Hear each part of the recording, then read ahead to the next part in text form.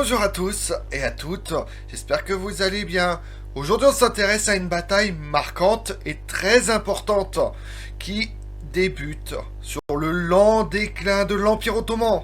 La bataille de Khotyn, survenue en novembre 1673, représente un événement militaire et politique majeur dans l'histoire de l'Europe orientale.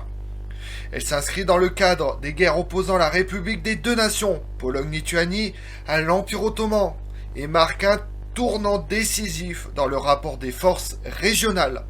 Ensemble, on va tenter d'expliquer et comprendre les causes, le déroulement et les conséquences de cette bataille, en mettant en lumière son importance pour l'histoire militaire et politique du XVIIe siècle. Vous en savez plus sur la bataille de Khotyn? Venez avec moi! Au début du XVIIe siècle, trois grandes puissances dominent respectivement l'Europe de l'Ouest et de l'Est, et le bassin méditerranéen, je vous laisse deviner. Le Saint-Empire romain germanique, l'Union de Lituanie-Pologne et l'Empire ottoman. L'Union de Lituanie-Pologne et l'Ottoman se déclarent la paix, mais leurs alliés, cosaques et tatars, ravagent les terres adverses. En 1672 et 1673, le sultan Mehmed IV entreprend deux campagnes militaires contre la Pologne. Au XVIIe siècle, l'Europe orientale est le théâtre d'affrontements constants entre grandes puissances. La République des deux nations, union politique entre la Pologne et la Lituanie, qui doit faire face à la pression de ses voisins, notamment l'Empire ottoman, le Saint-Empire ou encore la Russie émergente, qui cherchent à étendre leur influence vers le nord.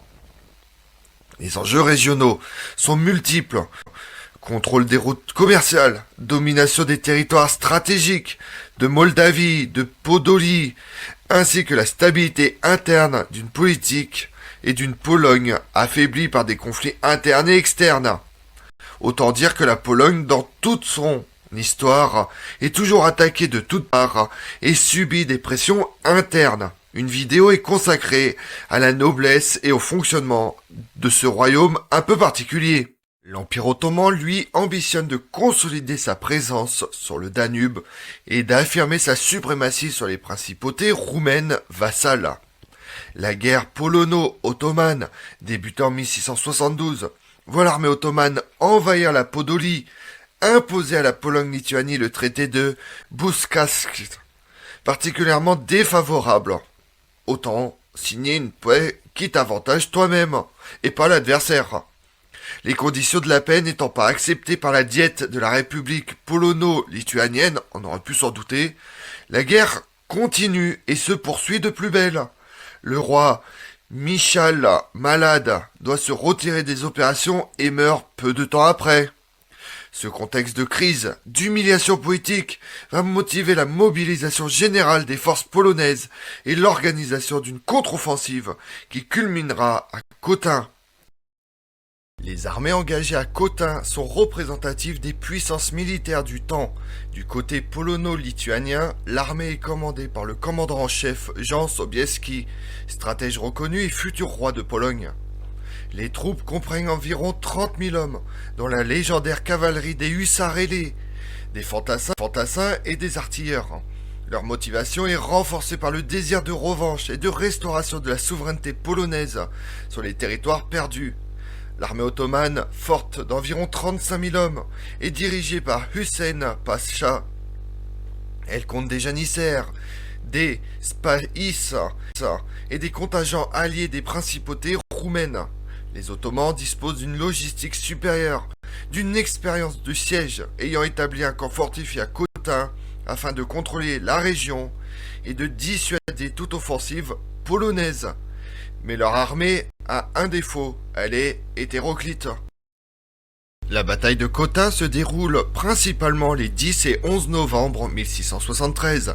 Sobieski, conscient de l'avantage défensif ottoman, adopte une stratégie de surprise et de rapidité.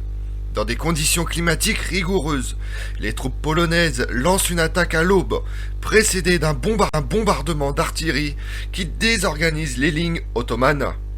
La cavalerie des hussards ailés joue un rôle décisif en perçant les défenses ennemies tout en exploitant la confusion. Les moments clés incluent la prise des redoutes extérieures, de la désintégration progressive du moral ottoman face à la détermination polonaise, la supériorité tactique de Sobieski, l'utilisation habile du terrain permettent un encerclement partiel du camp ottoman, contraignant Hussein Pacha à ordonner la retraite. La victoire polonaise est totale.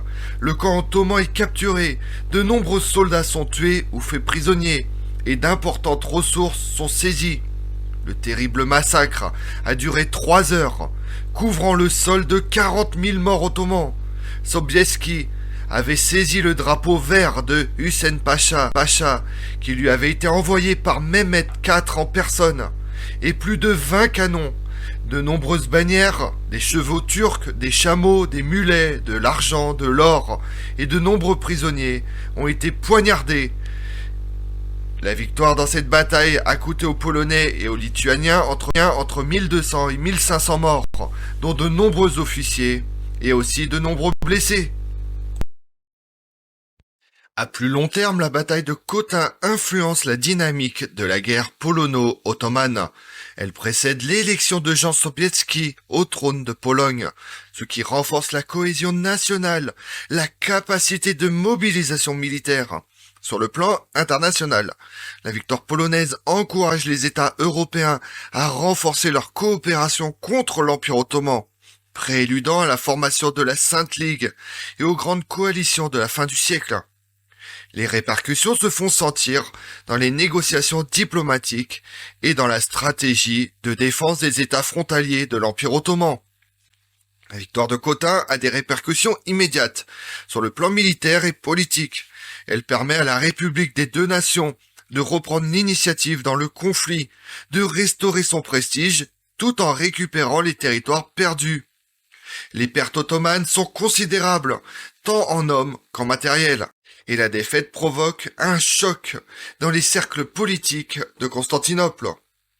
Les réactions contemporaines en Europe sont marquées par une admiration pour la stratégie de Sobieski, par un regain de confiance dans la capacité polonaise à résister à l'expansion ottomane. La bataille de Khotyn en est un exemple remarquable d'innovation tactique, d'adaptation à des conditions défavorables.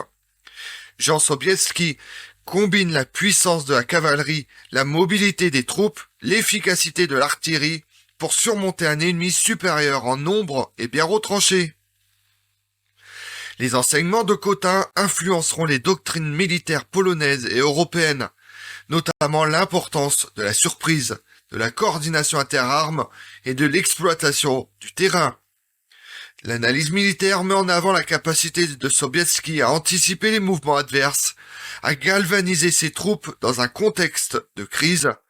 La bataille illustre la transition progressive vers des formes plus modernes de commandement et de logistique, tout en mettant en valeur la persistance des traditions chevaleresques polonaises. Et pendant ce temps-là dans le monde, le 18 janvier 1673, c'est la paix entre le duc de Savoie et la République de Gênes. Le 1er juin, on voit la naissance de Louise Françoise de Bourbon, plus connue sous Mademoiselle de Nantes, fille de Louis XIV et de la marquise de Montespan. Le 6 juin, c'est le renouvellement des capitulations entre l'Empire ottoman et la France. Le 25 juin, Charles de Batz, sieur de D'Artagnan, est tué lors du siège de Maastricht. Le 29 juin 1673, c'est la prise de Maastricht par la France de Louis XIV, après le sacrifice de D'Artagnan. Comme on l'a vu, la bataille de Khotyn de 1673 constitue un jalon essentiel de l'histoire militaire et politique européenne, par son déroulement, ses conséquences, son impact stratégique. Elle symbolise la résistance polonaise face à l'expansion ottomane, tout en annonçant les grandes coalitions du siècle suivant. Son étude permet de mieux comprendre les enjeux géopolitiques de l'Europe orientale au XVIIe siècle, ainsi que les évolutions des pratiques militaires et diplomatiques. En définitive, Khotyn montre que la détermination, l'innovation, la cohésion nationale peuvent infléchir le cours de l'histoire. Je vous remercie d'avoir suivi cette vidéo en ma compagnie. Si vous voulez connaître mes autres vidéos, retrouvez-moi sur ma chaîne YouTube Tout sur l'Histoire avec Damien, mais également sur les réseaux sociaux Twitter et Instagram Histoire Damien. Et pensez à liker, commenter et vous abonner. Je vous remercie à tous.